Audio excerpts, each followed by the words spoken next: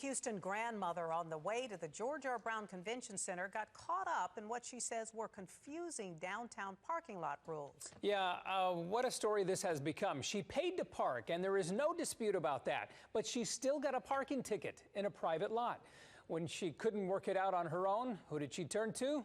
Well, our own Ted Oberg, our investigative reporter, who solved the problem for her. Hello, Ted. We're glad we could help. First of all, you should know Janice Johnson was taking her 7-year-old grandson to Houston's quilt show. So imagine that. She had a lot to manage and somehow missed out on the fine print.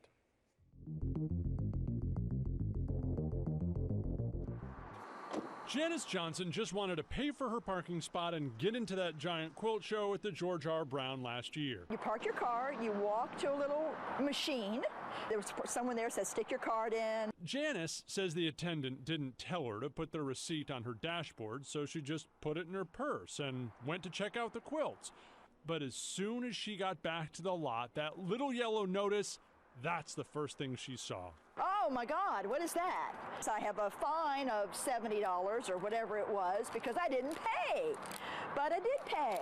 But because it wasn't on her dashboard, the lot said she hadn't paid and didn't want to hear her excuses. They didn't want to see her receipt. They claimed she didn't comply with the rules. She owed the money. She was insistent she had paid and didn't owe a fine for non-payment. Did you try to tell them that? Yes. Did it work? No. What worked?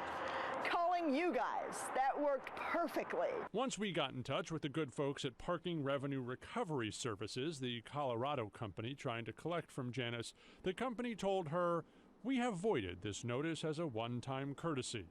In the future, please be careful to prepay and follow all the rules of the parking lot." For Janice, lesson learned. Look at the receipt. As for the 7-year-old grandson in the middle of all those quilts, Well, he actually liked it. You know, you think of quilts, but it's much more than quilts. It's very interesting. which may be the toughest part of this story to believe from a 7-year-old's point of view. Look, we're glad to have helped her, and the takeaway, check the fine print everywhere. If you have checked the fine print on your problem and you still want us to help, get us the info. The best way is online anytime in the investigative section of abc13.com. We're getting to as many of your concerns as fast as we can.